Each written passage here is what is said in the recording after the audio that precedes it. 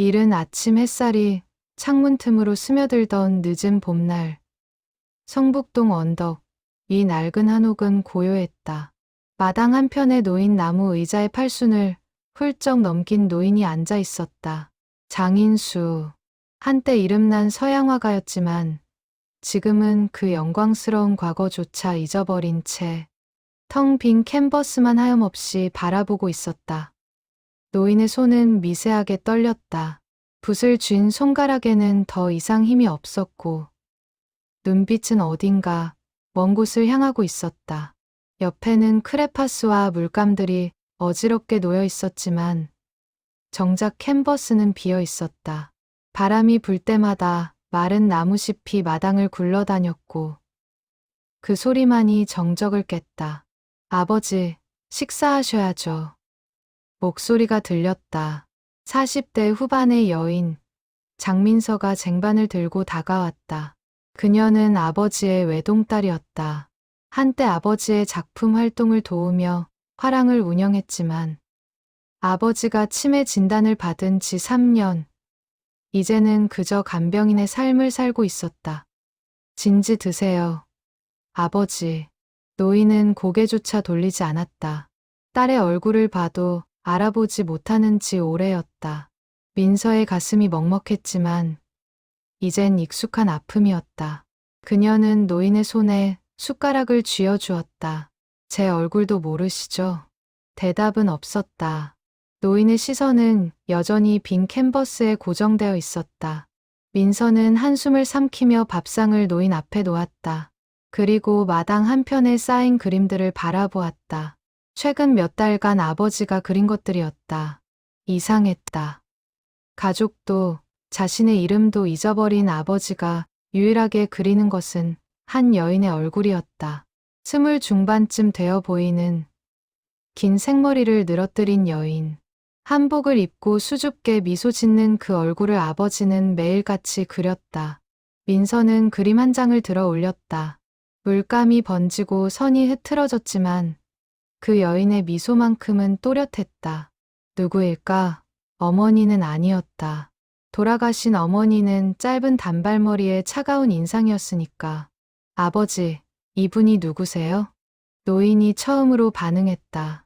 그림을 보는 순간 흐릿했던 눈빛에 생기가 돌았다. 떨리는 손으로 그림을 가까이 당기더니 거친 손가락으로 캔버스를 쓰다듬었다. 윤희야. 작은 목소리였지만 민서는 또렷이 들었다. 윤희. 그 이름을 들어본 적이 없었다.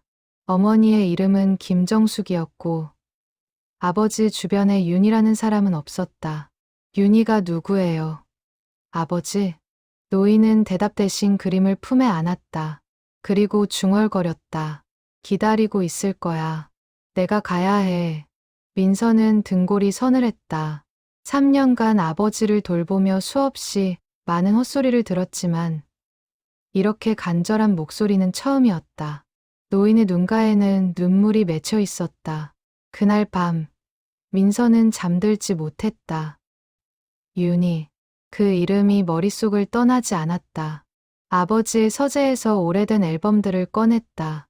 젊은 시절 아버지의 사진, 어머니와의 결혼사진, 전시회 장면들. 하지만 그 여인은 없었다. 새벽이 되어서야 민서는 낡은 상자 하나를 발견했다. 서랍 깊숙한 곳에 숨겨져 있던 나무 상자. 자물쇠가 채워져 있었지만 녹슬어서 쉽게 열렸다. 그 안에는 편지 묶음과 낡은 스케치북이 들어 있었다. 편지들은 모두 같은 필체였다. 섬세하고 또박또박한 여성의 글씨. 인수 오빠. 오늘도 오빠 생각을 했어요. 언제쯤 다시 만날 수 있을까요? 민서의 손이 떨렸다. 편지를 한 장 한 장 펼쳤다. 1973년부터 1975년까지 약 2년간 쓰인 편지들. 발신인 이름은 없었지만 편지 속 윤이라는 서명이 있었다. 스케치북을 펼쳤다. 첫 페이지에 젊은 여인의 초상화가 있었다. 아버지가 지금 그리는 바로 그 얼굴. 하지만 이 그림은 50년도 더 된 것이었다. 선이 살아있고 색채가 생생했다. 젊은 시절 아버지의 실력이 고스란히 담긴 작품이었다. 이 사람이 누구지? 민서는 편지를 다시 읽기 시작했다. 편지 속에는 두 사람의 이야기가 담겨 있었다. 1970년대 초, 서울의 어느 미술학원에서 만난 청춘 남녀, 가난한 화가 지망생과 재벌가의 외동딸. 그들은 사랑에 빠졌다. 하지만 편지의 톤은 점점 절박해졌다. 윤희의 집안에서 결혼을 반대했고 두 사람은 헤어질 수밖에 없었다. 마지막 편지는 1975년 봄에 쓰인 것이었다. 오빠, 저는 내일 미국으로 떠납니다. 아버지가 정한 사람과 결혼하기 위해서요. 하지만 제 마음속에는 영원히 오빠만 있을 거예요. 언젠가 다시 만날 수 있기를. 편지는 거기서 끝났다. 민서는 상자를 다시 들여다보았다. 구석에 작은 사진 한 장이 있었다. 흑백 사진 속에서 젊은 남녀가 웃고 있었다. 청년 시절의 아버지와 한복 입은 여인. 바로 그 윤이었다. 동이 트기 시작했다. 민서는 사진을 들고 마당으로 나갔다. 아버지는 벌써 일어나 캔버스 앞에 앉아 있었다. 여전히 같은 얼굴을 그리고 있었다. 떨리는 손으로, 흐릿한 눈으로. 하지만 그 누구보다 간절하게. 아버지. 민서가 다가가자 노인이 고개를 들었다. 그리고 사진을 보았다. 순간 노인의 얼굴에 미소가 번졌다. 오랜만에 보는 진짜 미소였다. 윤희야. 왔구나. 그 목소리에는 기쁨과 그리움이 섞여 있었다. 민서는 가슴이 먹먹했다. 모든 것을 잊어버린 아버지가, 딸도 아내도 자신의 이름도 잊어버린 아버지가 유일하게 기억하는 사람, 50년 전 떠나보낸 첫사랑이었다. 이분을 찾아야 할까요? 아버지? 노인은 대답하지 않았다. 다시 붓을 들어 캔버스에 선을 그어나갔다.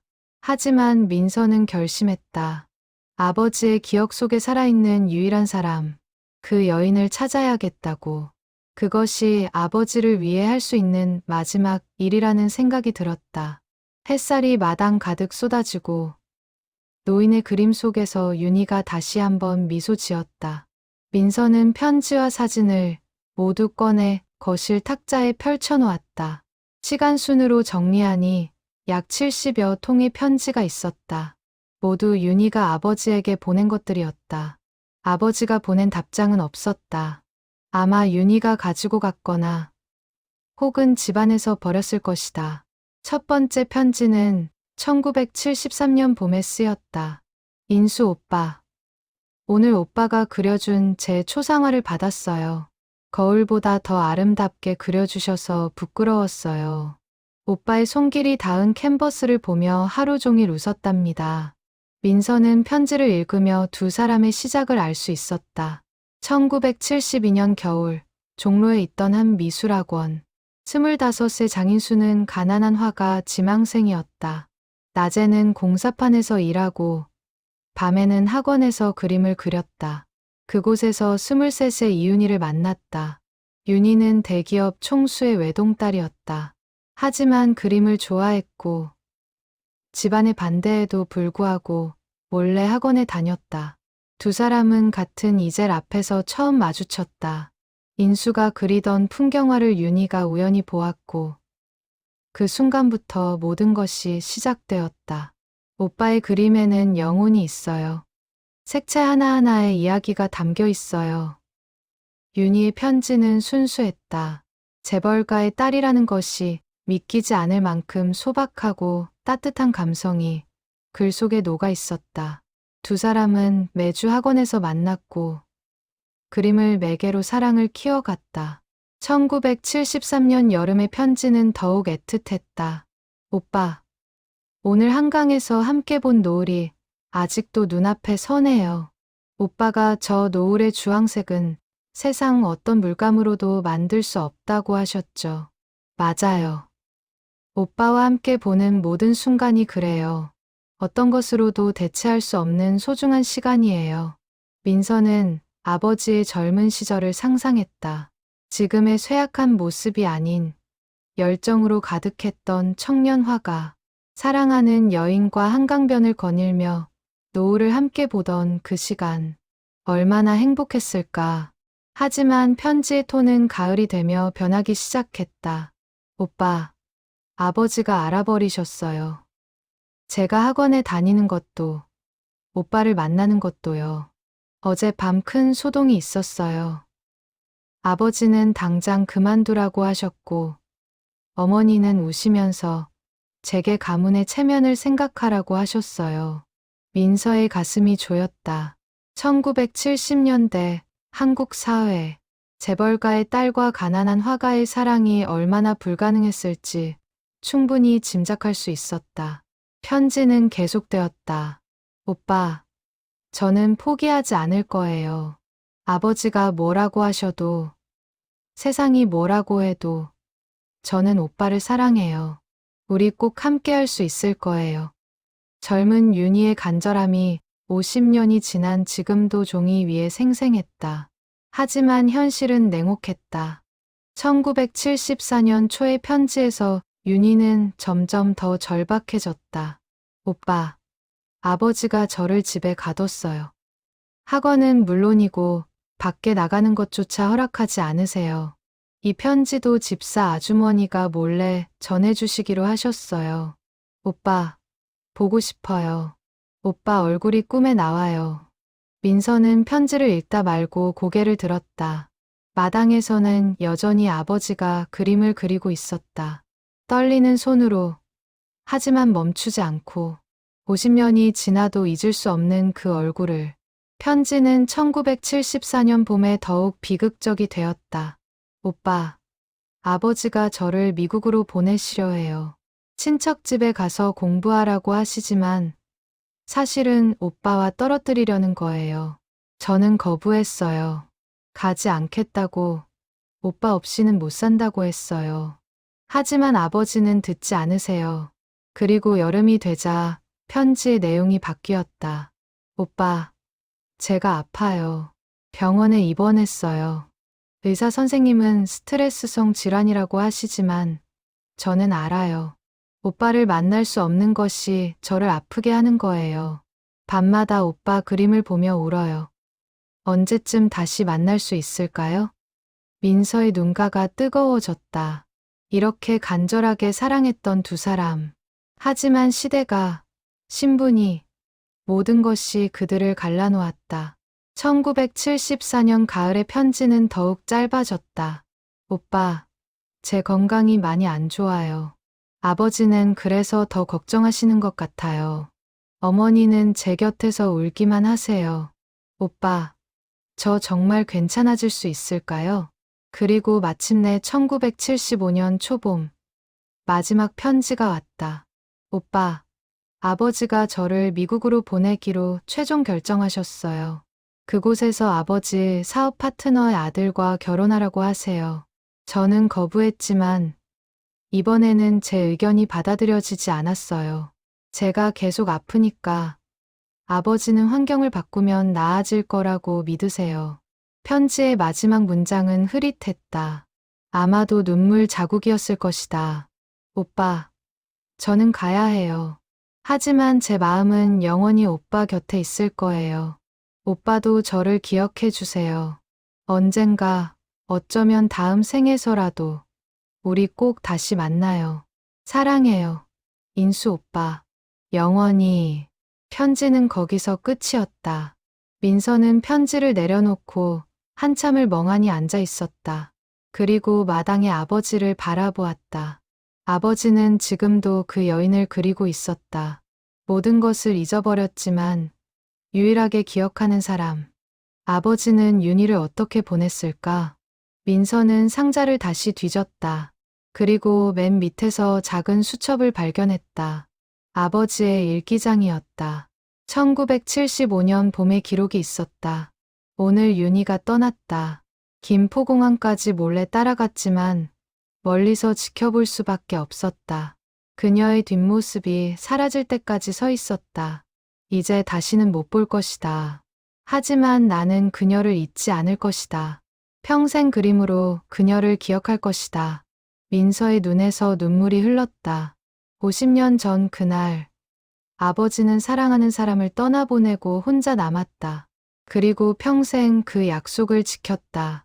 그림으로 그녀를 기억하겠다는 약속을.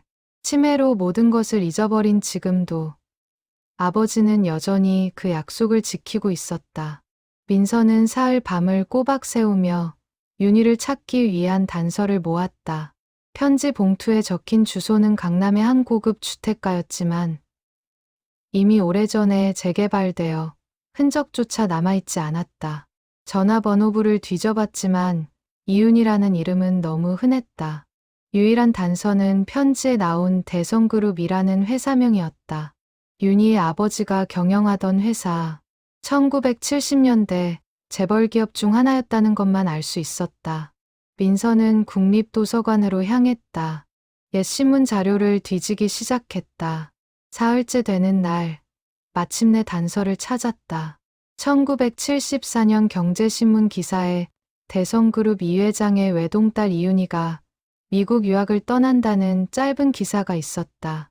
하지만 그 이후의 기록은 없었다. 결혼 소식도, 귀국 소식도 찾을 수 없었다. 왜 아무 기록도 없지? 민서는 당시 재벌가를 취재했던 은퇴 기자들을 수소문하기 시작했다. 6번째 통화에서 실마리를 잡았다. 70대 후반의 전직 경제부 기자 김성호였다. 대성그룹 이윤희 양, 그 사람. 참 안타까운 사연이 있었지. 김 기자의 목소리에는 오래된 기억의 무게가 실려 있었다. 1975년 미국으로 건너갔는데 거기서 건강이 급격히 나빠졌다고 들었어요. 정확한 병명은 모르지만 심각한 우울증이었다는 소문이 있었죠. 결국 결혼도 못하고 민서의 심장이 뛰었다. 그럼 지금은 어디 계세요? 그게 확실하지 않아요. 1980년대 초에 귀국했다는 얘기가 있었는데 그 후로는 소식이 없었어요. 이 회장님도 1990년대에 돌아가셨고 대성그룹도 IMF 때 해체됐으니까요. 민서는 전화를 끊고 다시 조사를 시작했다. 1980년대 귀국 기록을 찾기 위해 출입국 관리사무소까지 방문했다. 며칠간의 노력 끝에 작은 단서를 얻었다. 1983년 이윤이라는 이름으로 귀국한 기록이 있었다. 그럼 지금 어딘가 살아계시는 거잖아. 민서는 희망을 품었다. 하지만 그 후의 행적은 묘연했다. 주민등록도 재산 기록도 찾을 수 없었다. 마치 세상에서 사라진 것 같았다. 한 달이 지났다. 민서는 거의 포기할 뻔했다. 그때 우연한 기회가 찾아왔다. 아버지의 옛 화가 친구가 병문안을 왔다. 70대의 서양 화가 박진우였다. 인수 형님, 저예요. 진우. 아버지는 역시 알아보지 못했다. 박진우는 슬픈 눈으로 옛 친구를 바라보다가 마당에 놓인 그림들을 보았다. 그리고 깜짝 놀랐다. 이게 윤희 씨 아닌가? 민서가 급히 다가갔다. 아저씨, 이분을 아세요? 박진우는 그림을 들여다보며 고개를 끄덕였다. 물론이지.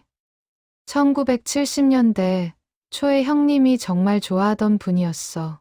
형님의 뮤즈였지. 형님 그림 중 가장 아름다운 작품들이 모두 그분을 모델로 한 거였어. 지금 어디 계신지 아세요? 박진우는 고개를 저었다. 미국 간다고 하고 떠난 후로 소식이 없었어. 형님은 그 후로도 한동안 계속 그분만 그렸지. 1976년 개인전에 출품한 작품들도 거의 다 그분 초상화였어. 하지만요. 1977년쯤 형님이 갑자기 결혼했어. 김정숙 씨. 그러니까 따님 어머님과 주변에서 다들 놀랐지. 형님이 윤희 씨를 그렇게 사랑했는데 민서는 처음 듣는 이야기였다. 어머니와 아버지의 결혼 이야기를 어머니로부터 들은 적은 있었지만 이런 배경이 있을 줄은 몰랐다. 어머니는 아셨을까요? 윤희라는 사람을 박진우는 쓸쓸하게 웃었다. 알았겠지.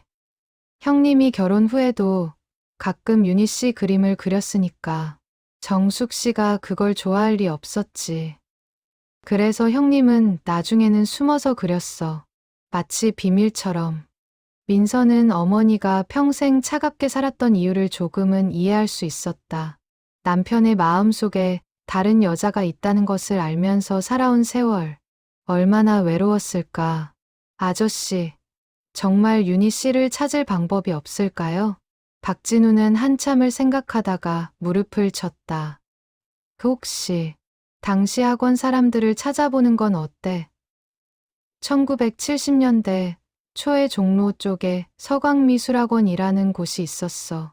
형님과 윤희 씨가 거기서 만났거든. 민서는 즉시 움직였다. 종로로 향했지만 그 자리에는 이미 높은 빌딩이 들어서 있었다. 하지만 근처 화방 주인에게 물어보니 옛날 학원 원장이 근처에서 작은 갤러리를 운영한다는 정보를 얻었다. 이튿날 민서는 인사동의 작은 갤러리 앞에 섰다. 서광 갤러리. 문을 열고 들어가니 8순이 넘어 보이는 노부인이 있었다. 서광미술학원의 원장이었던 서명이었다. 이윤이라고요? 그 학생을 기억하시냐고요? 서명이의 얼굴이 밝아졌다. 물론이죠. 잊을 수가 없어요. 그렇게 순수하고 재능 있는 학생이었는데 장인수 학생과 함께 우리 학원의 자랑이었죠. 혹시 지금 어디 계신지 아세요? 서명이의 표정이 어두워졌다. 글쎄요. 미국 갔다가 돌아왔다는 소문은 들었는데 정확히는 모르겠어요. 하지만 네, 몇 년 전에 우연히 만났어요. 길에서. 민서의 심장이 뛰었다. 어디서요? 성북동이었어요. 제가 옛날 학생 전시회를 보러 갔다가 우연히. 하지만 그분이 저를 알아보지 못하시더라고요. 알아보지 못했다고요? 서명이는 고개를 끄덕였다. 뭔가 상태가 안 좋아 보였어요. 혼자 걷고 계셨는데 눈빛이 텅 비어 있었어요. 제가 말을 걸었지만 반응이 없었고 그때 옆에 계시던 요양보호사분이 치매가 심하셔서라고 하시더라고요. 민서는 숨이 막혔다. 윤희도 치매였다. 아버지처럼. 어느 요양원인지 아세요? 정확히는 모르지만 성북동 어딘가일 거예요. 민서는 그날부터 성북동의 모든 요양원과 주간보호센터를 뒤지기 시작했다. 성북동에는 크고 작은 요양시설이 12곳이 있었다. 민서는 하나하나 전화를 걸어 이윤이라는 이름의 입소자가 있는지 물었다. 하지만 개인정보 보호를 이유로 대부분 알려주지 않았다. 직접 방문하는 수밖에 없었다. 첫 번째 요양원은 대형 시설이었다. 100여 명이 넘는 어르신들이 생활하고 있었지만 윤희는 없었다. 두 번째, 세 번째도 마찬가지였다. 일주일이 지났다. 민서는 지쳐갔지만 포기하지 않았다.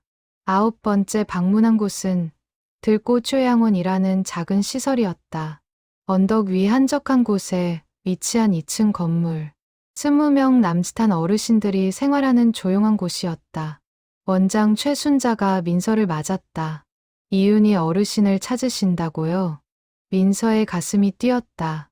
네, 혹시 여기 계세요? 최순자는 잠시 망설이다가 고개를 끄덕였다. 계세요. 하지만 상태가 많이 안 좋으세요. 보호자분이신가요? 아니요, 그냥 제 아버지와 아는 사이셨어요. 그러시군요. 사실 윤희 어르신은 연고자가 없으세요. 10년 전에 길에서 쓰러지신 걸 발견되어서 여기 오셨는데 신원은 파악됐지만 가족을 찾을 수가 없었어요. 민서는 놀랐다. 가족이 없다고요? 재산은 좀 있으셨나 봐요.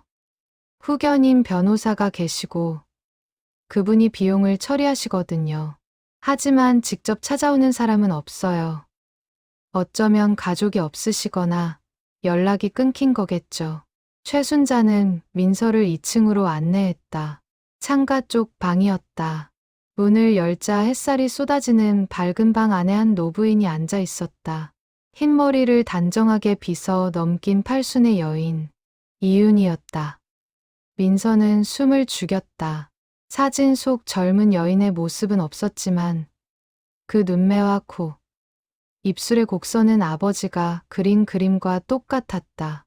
세월이 흘러 주름이 깊어졌어도 그 윤곽은 변하지 않았다. 윤희 어르신, 손님 오셨어요. 최순자가 부드럽게 말했지만 노부인은 반응이 없었다. 창밖만 하염없이 바라보고 있었다. 민서는 천천히 다가가 노부인 앞에 앉았다. 어르신, 안녕하세요. 저는 장민서라고 합니다.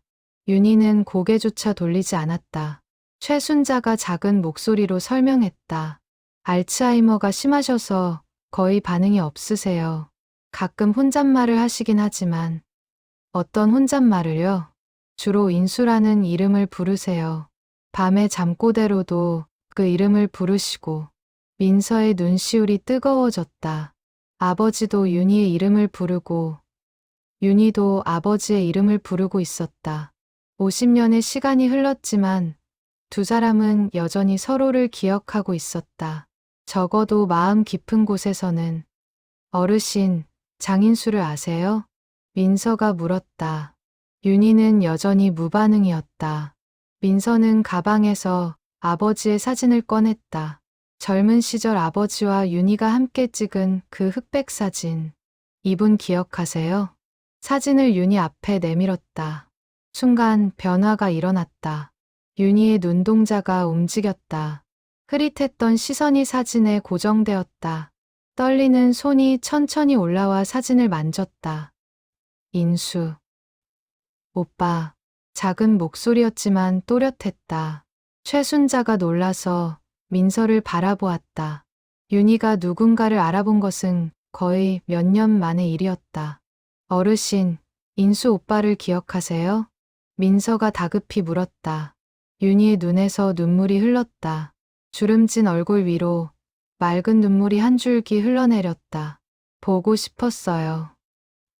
오빠, 그 목소리는 치매 환자의 것이 아니었다. 50년 전 사랑했던 23 처녀의 목소리 같았다. 민서는 윤희의 손을 잡았다. 어르신, 제가 인수 오빠 딸이에요. 아버지께서 어르신을 아직도 기억하세요. 매일 그림을 그리세요. 어르신 얼굴만요. 윤희가 민서를 바라보았다. 처음으로 제대로 된 눈맞춤이었다. 그 눈빛에는 슬픔과 그리움, 그리고 희망이 섞여 있었다. 인수 오빠가 저를? 네, 아버지도 치매세요.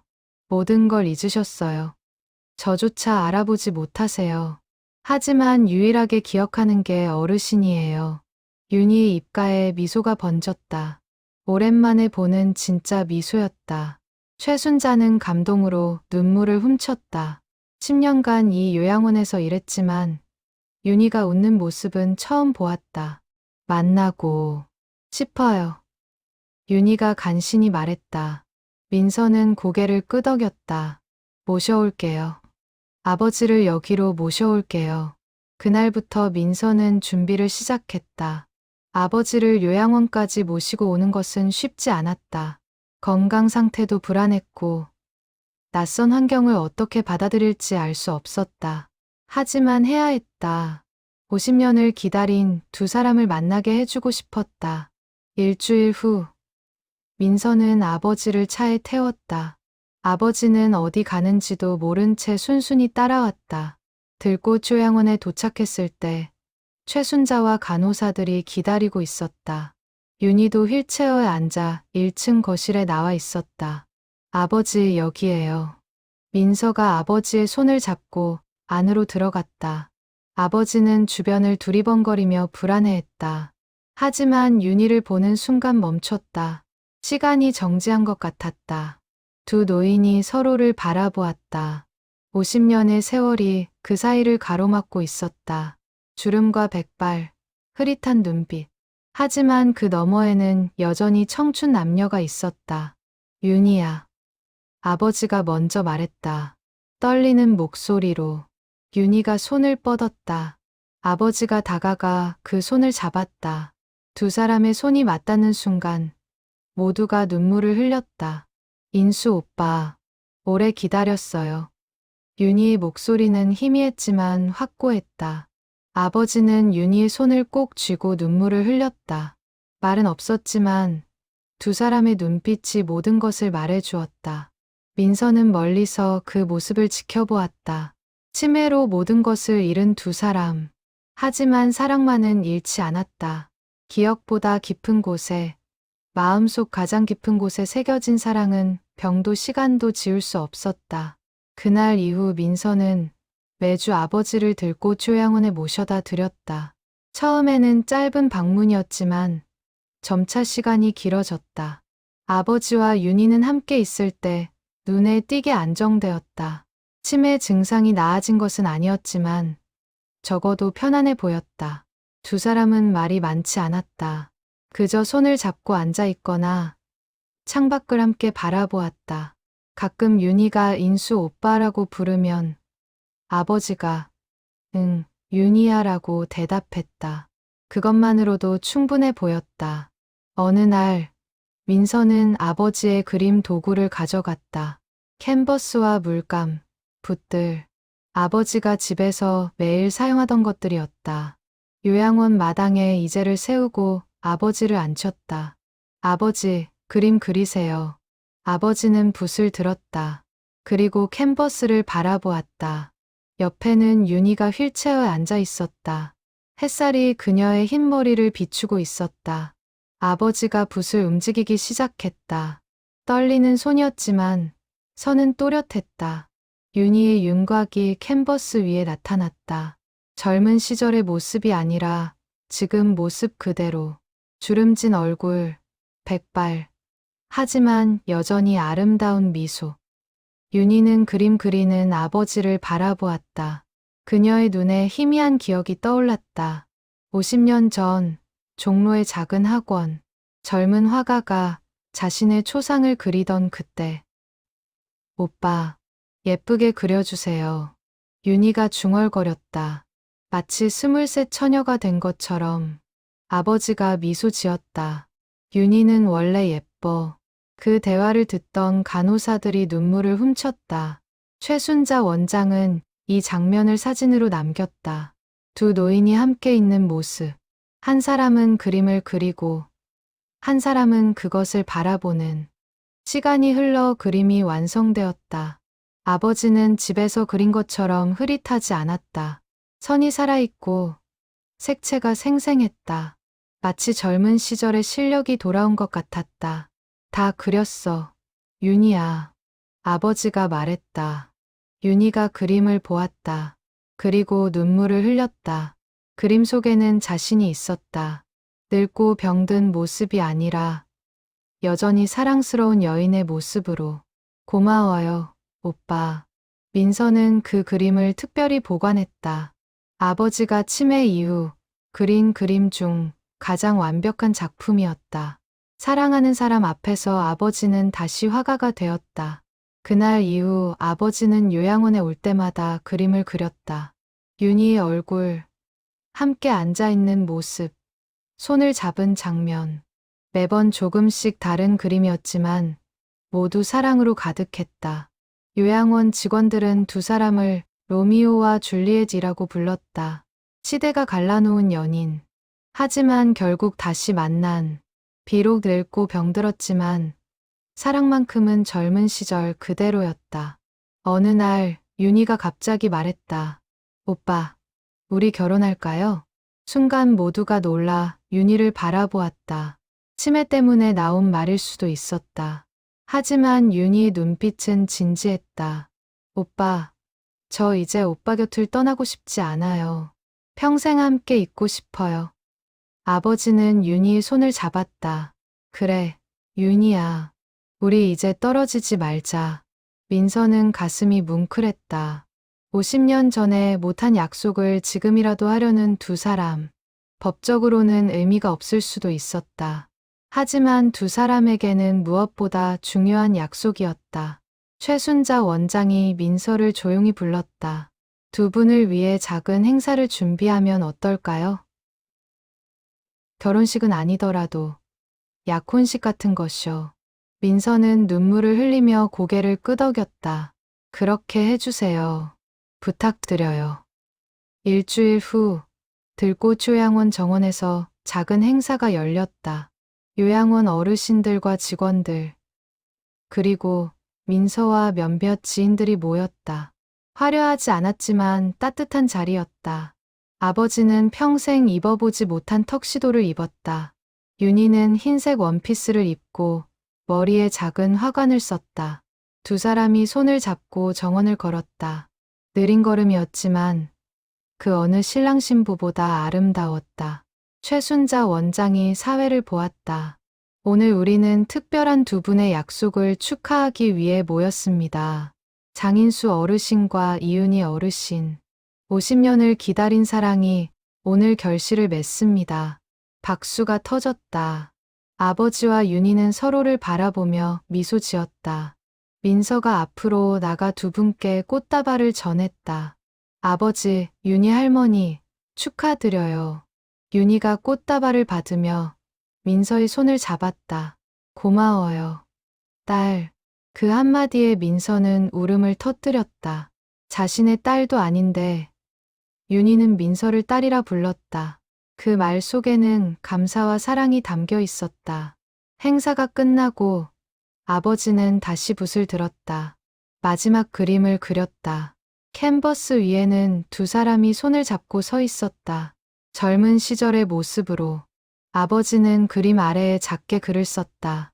영원히 인수와 윤희. 그림을 본 모든 사람이 눈물을 흘렸다. 치매로 글쓰기조차 힘들어진 아버지가 사랑하는 사람을 위해 마지막 힘을 짜낸 것이었다. 그날 밤 윤희는 아버지의 그림을 품에 안고 잠들었다. 얼굴에는 평온한 미소가 있었다. 50년을 기다린 사랑이 마침내 이루어진 밤이었다. 민서는 큰 결정을 내렸다. 아버지를 들꽃 요양원에 입소시키기로 한 것이다. 혼자서 아버지를 돌보는 것도 한계가 있었고 무엇보다 윤희 곁에 있을 때 아버지가 가장 행복해 보였기 때문이었다. 최순자 원장은 흔쾌히 받아들였다. 특별히 윤희 방 옆 방을 아버지에게 배정했다. 두 분이 언제든 만날 수 있도록. 아버지가 입소한 첫날, 윤희는 휠체어를 타고 아버지 방으로 왔다. 간호사의 도움을 받아 방 안으로 들어서자 아버지가 반갑게 맞았다. 윤희야, 왔구나. 네, 오빠. 이제 매일 볼 수 있어요. 두 사람은 손을 잡고 앉아 있었다. 말이 많지는 않았지만 그 침묵은 편안했다. 50년을 기다린 끝에 얻은 평화였다. 요양원의 일상은 반복적이었다. 아침 식사 후 두 사람은 함께 산책을 했다. 아버지가 윤희의 휠체어를 밀며 정원을 돌았다. 간호사들이 걱정했지만 아버지는 놀라울 정도로 안정적이었다. 저기 꽃 좀 봐, 윤희야. 예쁘네요, 오빠. 간단한 대화였지만 두 사람에게는 그것만으로 충분했다. 오후에는 함께 낮잠을 잤다. 각자의 방에서가 아니라 거실 소파에 나란히 앉아서 손을 꼭 잡은 채. 저녁 무렵이면 아버지가 그림을 그렸다. 윤희는 항상 모델이 되어 주었다. 때로는 미소 짓고, 때로는 창밖을 바라보고, 때로는 그냥 눈을 감고 있었다. 아버지는 그 모든 순간을 캔버스에 담았다. 한 달이 지나자 아버지의 방에는 그림들이 가득 쌓였다. 모두 윤희를 그린 것들이었다. 최순자 원장은 그 그림들을 요양원 복도에 전시했다. 어르신들과 방문객들이 그림을 보며 감동했다. 저렇게 사랑하며 늙어간다는 게 얼마나 아름다운 일인가요? 한 요양보호사가 눈물을 흘리며 말했다. 민서도 일주일에 두세 번씩 요양원을 찾았다. 아버지와 윤희를 보는 것이 즐거웠다. 두 사람이 함께 웃는 모습, 손을 잡고 있는 모습, 그림 그리는 모습, 모든 것이 소중했다.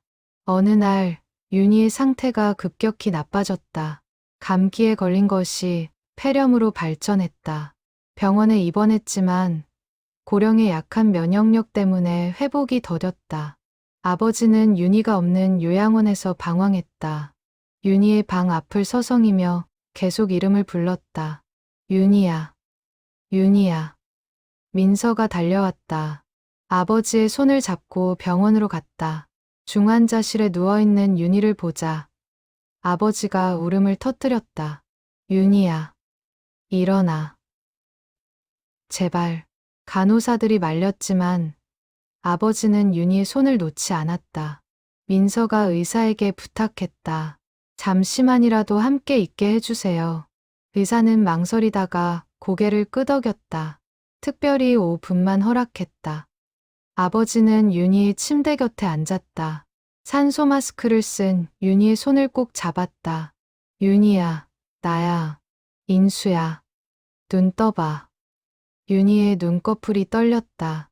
천천히 눈을 떴다. 흐릿한 시선이 아버지를 찾았다.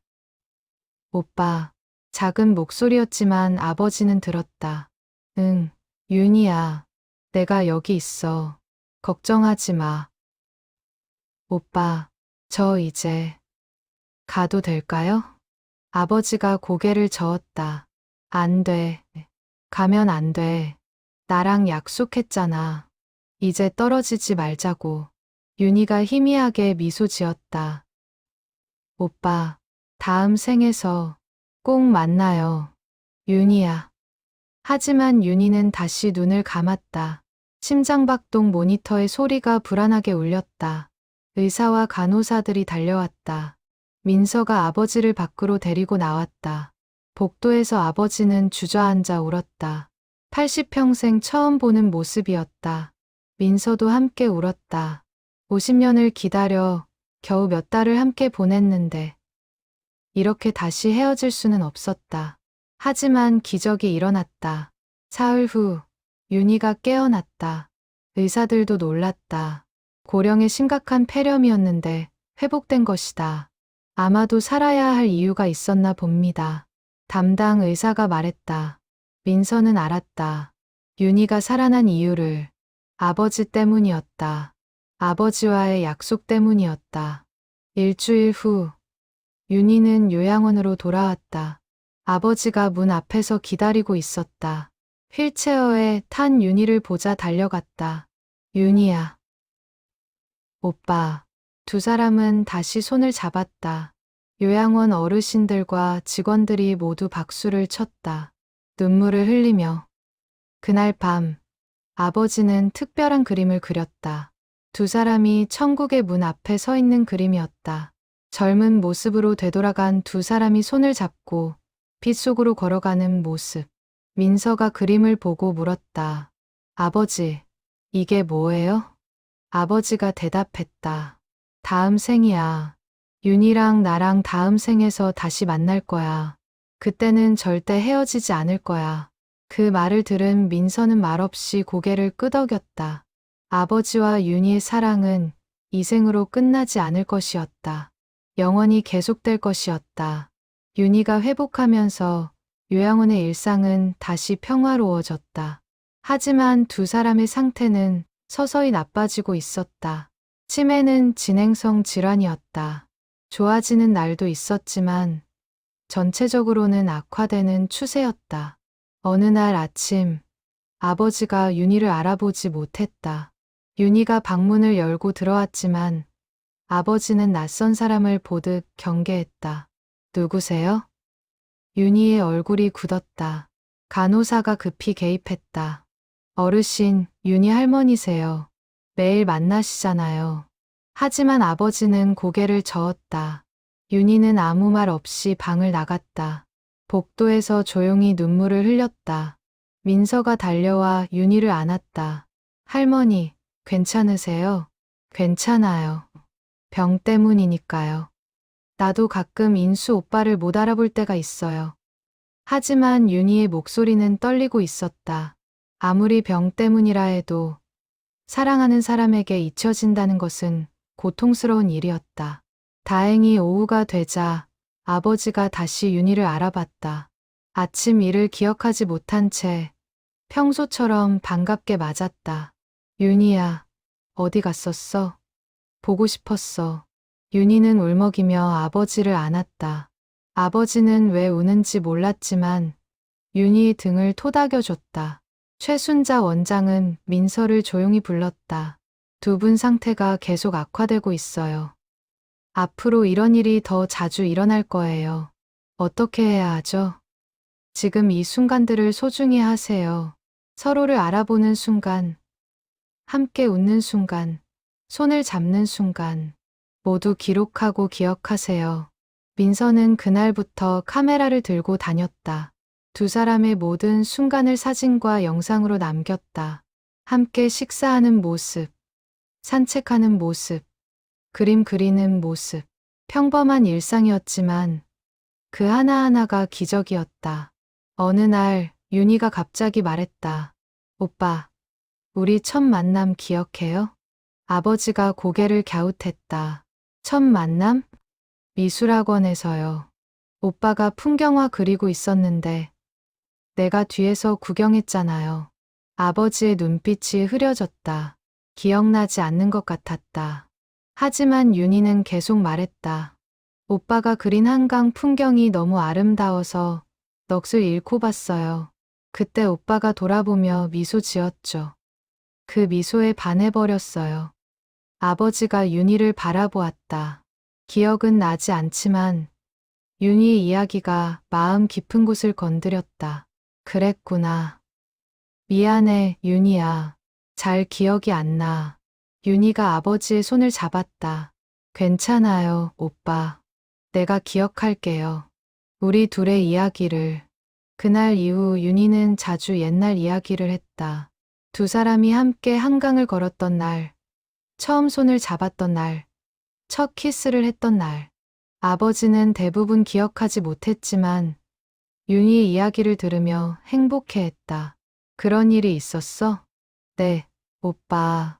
정말 행복한 시간이었어요. 하지만 어느 날부터 윤희도 기억을 잃기 시작했다. 아버지를 보고도 누군지 몰라 하루 종일 방에만 있는 날이 생겼다. 간호사들이 아무리 설명해도 믿지 않았다. 그분이 제 인수 오빠일 리 없어요. 인수 오빠는 젊고 멋있는데 아버지는 윤희 방 앞에서 하염없이 기다렸다. 문이 열리기를, 윤희가 자신을 알아봐 주기를 바라며 이틀이 지나서야 윤희가 다시 아버지를 알아봤다. 방에서 나온 윤희는 복도에 앉아있는 아버지를 보고 달려왔다. 오빠, 여기 있었어요? 응, 윤희야. 기다렸어. 미안해요, 오빠. 내가 오빠를. 윤희는 말을 잇지 못하고 울었다. 자신이 사랑하는 사람을 알아보지 못했다는 사실이 너무 괴로웠다. 괜찮아, 윤희야. 나도 가끔 윤희를 못 알아봐. 우리 둘 다 아픈 거야. 두 사람은 서로를 안았다. 복도를 지나던 사람들이 모두 멈춰서서 그 모습을 지켜봤다. 민서는 그 장면을 카메라에 담았다. 그리고 깨달았다. 기억을 잃어가면서도 서로를 찾는 두 사람.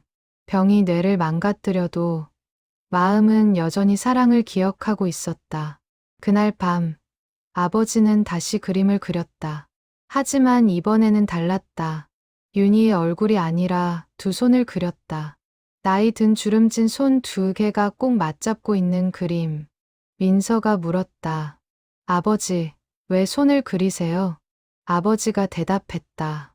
얼굴은 기억 못해도 손은 기억해. 이 느낌은 잊을 수가 없어. 그 말을 들은 민서는 울지 않을 수 없었다. 기억보다 깊은 곳에 새겨진 사랑. 그것이 두 사람을 이어주고 있었다. 계절이 바뀌어 가을이 왔다. 들꽃 요양원 정원에는 단풍이 들었다. 아버지와 윤희는 여전히 매일 함께 시간을 보냈다. 하지만 두 사람 모두 눈에 띄게 쇠약해졌다. 아버지는 더 이상 걷기 힘들어했다. 윤희도 휠체어에서 거의 일어나지 못했다. 하지만 손은 여전히 꼭 잡고 있었다. 말을 하지 못하는 날에도, 서로를 알아보지 못하는 날에도 손만은 놓지 않았다. 어느 날 아침, 아버지가 이상한 행동을 했다. 캔버스와 물감을 달라고 했다. 하지만 평소처럼 앉아서가 아니라 침대에 누워서 그림을 그리겠다고 했다. 간호사들이 걱정했지만 최순자 원장은 허락했다. 침대 옆에 이젤을 세우고 아버지가 누운 채로 그릴 수 있게 했다. 윤희도 침대 옆 의자에 앉아 지켜봤다. 아버지의 손은 심하게 떨렸다. 붓을 제대로 잡기도 힘들어 보였다. 하지만 포기하지 않았다. 천천히, 아주 천천히 선을 그어나갔다. 오빠, 뭘 그려요? 윤희가 물었다. 아버지는 대답 대신 미소만 지었다. 그림은 서서히 모습을 드러냈다. 두 사람이었다. 젊은 모습의 남녀가 손을 잡고 서 있었다. 하루가 걸렸다. 아버지는 몇 번이고 쉬어가며 그림을 그렸다. 민서가 말렸지만 아버지는 듣지 않았다. 이거 끝내야 해. 마지막이야. 그 말에 민서는 더 이상 막을 수 없었다. 이틀째 되는 날, 그림이 거의 완성되었다. 젊은 시절의 아버지와 윤희가 캔버스 위에 있었다. 한복을 입은 윤희와 양복을 입은 아버지. 둘은 미소 지으며 서로를 바라보고 있었다. 배경은 밝은 빛이었다. 마치 천국을 연상시키는 황금빛. 아버지는 마지막으로 그림 아래쪽에 글을 썼다. 1973년 봄, 우리가 만난 날. 그리고 붓을 내려놓았다. 윤희가 그림을 보며 눈물을 흘렸다. 오빠, 이게 우리예요? 응, 윤희야. 우리가 처음 만난 날 우리 모습이야. 너무 아름다워요. 아버지가 윤희의 손을 잡았다. 윤희야, 미안해. 50년 전에 윤희를 지켜주지 못해서. 윤희가 고개를 저었다. 아니에요, 오빠. 오빠 잘못 아니에요. 그래도 미안해. 윤희랑 결혼 못해서. 함께 늙어가지 못해서. 오빠, 우리 지금 함께 늙어가고 있잖아요. 아버지가 윤희를 안았다. 두 노인이 서로를 꼭 껴안았다. 그 모습을 본 간호사들은 모두 눈물을 흘렸다. 그날 밤, 아버지는 깊은 잠에 빠졌다. 너무 지쳐서였다. 윤희는 밤새 아버지 침대 옆에 앉아 있었다. 간호사들이 쉬라고 했지만 윤희는 움직이지 않았다. 오빠 곁에 있고 싶어요. 새벽이 되어서야 윤희도 잠들었다. 아버지 손을 잡은 채로. 다음 날 아침, 아버지가 눈을 떴다. 윤희는 여전히 옆에 있었다. 아버지가 윤희를 보며 미소 지었다. 윤희야. 네, 오빠. 사랑해. 처음이자 마지막으로 아버지가 확실하게 말했다. 윤희가 아버지에게 입을 맞췄다. 저도 사랑해요, 오빠. 영원히. 민서가 병실에 들어왔을 때 두 사람은 손을 잡고 평화롭게 자고 있었다. 아니, 자는 것처럼 보였다. 의사가 확인했다. 그리고 조용히 고개를 저었다. 아버지는 새벽에 조용히 숨을 거두었다. 윤희의 손을 잡은 채로. 민서는 주저앉아 울었다. 예상했던 일이었지만 막상 닥치니 너무 슬펐다. 간호사들이 윤희를 방으로 데려가려 했지만 윤희는 완강히 거부했다. 오빠, 오빠 곁에 있을 거예요. 그날 하루 종일 윤희는 아버지의 곁을 지켰다. 아무것도 먹지 않았고 말도 하지 않았다. 그저 아버지의 손을 잡고 앉아 있었다. 저녁이 되자 최순자 원장이 윤희를 설득했다. 할머니, 이제 좀 쉬셔야 해요. 윤희가 고개를 들었다. 눈물로 범벅이 된 얼굴이었다. 원장님, 저도 이제 가도 될까요? 그 말에 모두가 놀랐다. 최순자가 윤희의 손을 잡았다. 할머니, 무슨 말씀을. 오빠 혼자 보낼 수 없어요. 제가 함께 가야 해요. 그날 밤, 윤희는 자신의 방으로 돌아갔다. 아버지가 그린 마지막 그림을 품에 안았다. 그리고 조용히 눈을 감았다. 다음 날 아침, 윤희도 숨을 거두었다. 평화로운 얼굴이었다. 마치 웃고 있는 것 같았다. 민서는 두 분의 장례를 함께 치렀다. 작은 장례식이었지만 많은 사람이 왔다.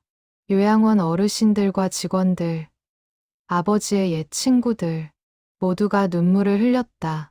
합동 분향소에는 아버지가 그린 마지막 그림이 걸려 있었다. 젊은 시절 두 사람의 모습, 영원히 함께할 두 사람의 모습. 장례를 마친 후 민서는 아버지가 남긴 모든 그림을 모았다. 수백 장이 넘었다. 모두 윤희를 그린 것들이었다. 50년간 그린 사랑의 기록. 장례를 치른 지 한 달이 지났다. 민서는 여전히 아버지와 윤희의 빈자리를 느꼈다. 들꽃 요양원을 지날 때마다 가슴이 먹먹했다. 더 이상 두 분이 정원을 산책하는 모습을 볼 수 없었다. 어느 날 민서는 아버지의 서재를 정리하기로 했다. 미루고 미뤘던 일이었다. 서재에는 아버지의 흔적이 가득했다. 오래된 붓과 물감, 스케치북, 그리고 수많은 그림들. 민서는 그림들을 하나하나 펼쳤다. 윤희의 젊은 모습, 중년의 모습, 그리고 노년의 모습. 아버지는 평생 윤희만 그렸다. 실제로 함께한 시간은 짧았지만 그림 속에서는 영원히 함께였다. 서랍 깊숙한 곳에서 낡은 수첩을 발견했다. 아버지의 일기장이었다. 1975년부터 2024년까지 거의 50년간의 기록이 빼곡했다. 민서는 첫 페이지를 펼쳤다.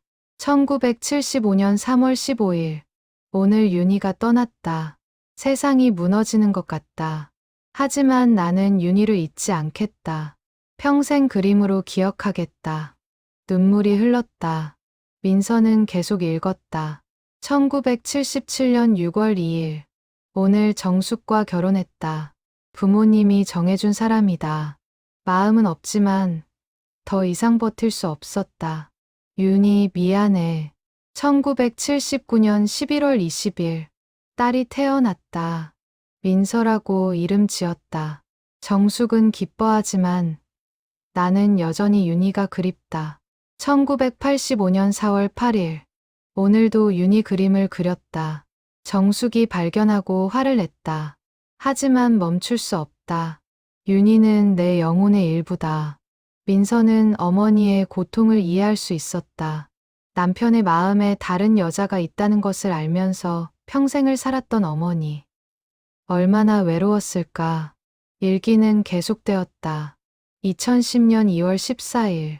정숙이 세상을 떠났다. 마지막까지 날 원망했다. 미안하다, 정숙아. 좋은 남편이 되지 못해서. 2022년 8월 9일. 치매 진단을 받았다.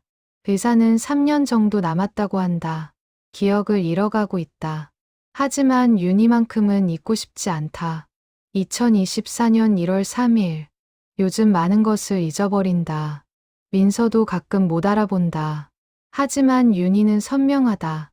윤희의 미소, 목소리, 손의 감촉 모두 기억한다.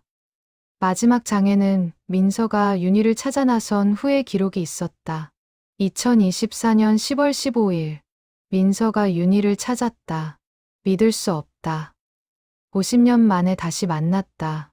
윤희도 늙었고 아프지만 여전히 아름답다.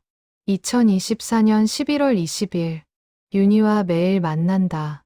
이것이 꿈인가 현실인가. 평생 꿈꿔왔던 일이 현실이 되었다. 2024년 12월 25일. 윤희와 약혼식을 했다. 50년 늦었지만 드디어 윤희와 약속했다. 이제 절대 헤어지지 않겠다고. 2025년 1월 10일. 윤희를 사랑한다. 기억이 사라져도 이 마음만은 영원하다. 그것이 마지막 기록이었다. 민서는 일기장을 덮고 한참을 울었다. 아버지의 평생이 담긴 사랑. 이루지 못한 사랑이었지만 포기하지 않은 사랑. 민서는 결심했다. 아버지와 윤희의 이야기를 세상에 알리기로. 두 사람의 그림과 편지, 일기를 모아 전시회를 열기로 했다. 한 달 후 인사동의 한 갤러리에서 기억 너머의 사랑이라는 제목의 전시회가 열렸다. 아버지가 50년간 그린 윤희의 그림들, 윤희가 보낸 편지들, 그리고 아버지의 일기가 전시되었다. 많은 사람이 찾아왔다. 젊은 연인들, 중년 부부들, 노년의 어르신들, 모두가 그림을 보며 눈물을 흘렸다. 한팔순 노인이 민서에게 다가왔다. 고맙습니다. 이 전시 덕분에 용기를 얻었어요. 저도 50년 전 헤어진 사람이 있거든요. 이제라도 찾아봐야겠어요. 한 젊은 여성도 말했다. 진짜 사랑이 이런 거군요. 저도 이렇게 누군가를 사랑하고 싶어요. 전시회는 큰 반향을 일으켰다. 신문과 방송에서 취재를 왔다. 아버지와 윤희의 이야기가 전국에 알려졌다. 어느 날 민서에게 한 통의 편지가 왔다. 발신인은 미국에 사는 한 노부인이었다. 저는 1975년 윤희와 함께 미국으로 간 친구입니다. 윤희가 얼마나 인수 씨를 사랑했는지 잘 알아요. 미국에서도 계속 그분만 그리워했어요. 결혼도 거부하고 건강도 잃어가면서 두 분이 결국 다시 만났다니 정말 기쁩니다. 민서는 편지를 읽으며 울었다. 윤희도 아버지만큼 아버지를 사랑했구나. 50년간 서로를 그리워하며 살았구나. 전시회 마지막 날. 민서는 아버지가 그린 마지막 그림 앞에 섰다. 젊은 시절 두 사람의 모습. 영원히 함께할 두 사람. 아버지, 윤희 할머니. 이제 함께 계시죠? 이번에는 절대 헤어지지 마세요. 민서는 그림에 대고 작별 인사를 했다. 그리고 갤러리를 나섰다. 전시회가 끝난 후 민서는 아버지의 그림들을 정리했다. 일부는 기증하고 일부는 개인 소장하기로 했다. 하지만 마지막 그림만큼은 특별한 곳에 보관하기로 했다. 들꽃 요양원을 찾았다. 최순자 원장이 반갑게 맞았다. 민서 씨, 오랜만이네요. 원장님, 부탁이 있어요. 민서는 아버지의 마지막 그림을 내밀었다. 이 그림을 요양원에 걸어주세요. 두 분을 기억하는 의미로. 최순자는 감동으로 눈물을 흘렸다. 물론이죠. 영광입니다. 그림은 요양원 1층 거실에 걸렸다. 모든 어르신이 볼 수 있는 곳에. 그림 아래에는 작은 명패가 붙었다. 장인수 이윤희. 50년을 기다린 사랑. 어르신들은 그림을 보며 자신의 이야기를 했다. 젊은 시절 사랑했던 사람, 지금도 그리운 사람, 모두가 가슴속에 하나씩 간직한 사랑의 기억. 민서는 정기적으로 요양원을 찾았다. 아버지와 윤희가 앉아있던 벤치에 앉아 책을 읽거나 정원을 거닐었다. 두 분의 흔적을 느끼며 시간을 보냈다. 어느 봄날, 민서는 정원에서 어린 손녀를 데리고 온 한 할머니를 만났다. 할머니, 저 그림 속 사람들이 누구예요? 손녀가 물었다. 할머니는 그림을 가리키며 설명했다. 저분들은 정말 사랑했던 두 사람이란다.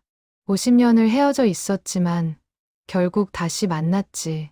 그리고 마지막까지 함께 했어. 와, 정말 멋있다. 나도 커서 그렇게 사랑하고 싶어요. 민서는 그 대화를 들으며 미소 지었다. 아버지와 윤희의 이야기가 다음 세대에게 전해지고 있었다. 사랑의 의미가, 기다림의 가치가. 1년이 지났다. 민서는 아버지의 일기를 바탕으로 책을 썼다. 기억 너머의 사랑이라는 제목으로 출판되었다. 책은 베스트셀러가 되었다. 많은 사람이 읽고 감동했다. 한 독자가 편지를 보냈다. 이 책을 읽고 30년 만에 첫사랑을 찾았습니다. 너무 늦었다고 생각했는데 당신 아버지와 윤희 할머니 이야기가 용기를 주었어요. 다시 만난 우리는 이번에는 헤어지지 않기로 했습니다. 고맙습니다. 민서는 그런 편지를 받을 때마다 뿌듯했다. 아버지와 윤희의 사랑이 다른 사람들에게 희망을 주고 있었다. 어느 날 민서는 아버지의 서재에서 또 하나의 상자를 발견했다. 그 안에는 윤희가 아버지에게 보낸 마지막 편지가 있었다. 아버지가 세상을 떠나기 전날 밤 쓴 것이었다.